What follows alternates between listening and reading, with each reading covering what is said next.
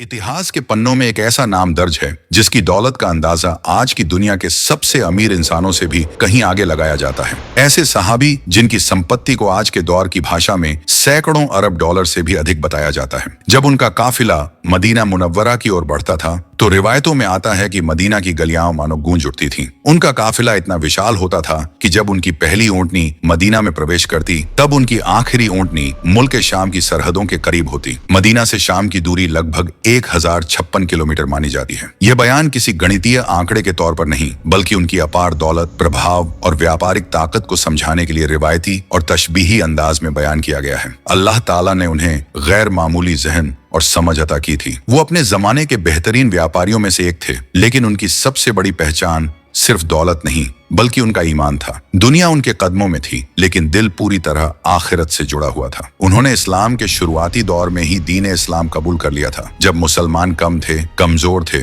और हर रोज इम्तिहान का सामना कर रहे थे। उन्होंने सिर्फ इस्लाम कबूल ही नहीं किया बल्कि अपनी दौलत, अपनी समझ और अपनी ताकत तीनों को दीन इस्लाम की खिदमत में लगा दिया। इतिहास गवाही देता है कि वो उन खुशनसीब सहाबा में से थे जिन्हें रसूलुल्लाह सल्लल्लाहु अलैहि वसल्लम की इमामत करने का शरफ हासिल हुआ। ये कोई मामूली बात नहीं है, क्योंकि यह मकाम उसी को मिलता है जिस पर अल्लाह और उसके रसूल सल्लल्लाहु अलैहि वसल्लम का पूरा भरोसा हो। इतनी बड़ी दौलत होने के बावजूद उनके दिल में कभी घमंड नहीं आया। उन्होंने हमें यह सिखाया कि असल अमीरी माल में नहीं बल्कि अल्लाह की राह में खर्च करने में है। और इतिहास के उस अजीम बेमिसाल सहाबी का नाम है हजरत अब्दुर्रहमान बिन औफ रज़ियल्लाहु ताला अन्हु।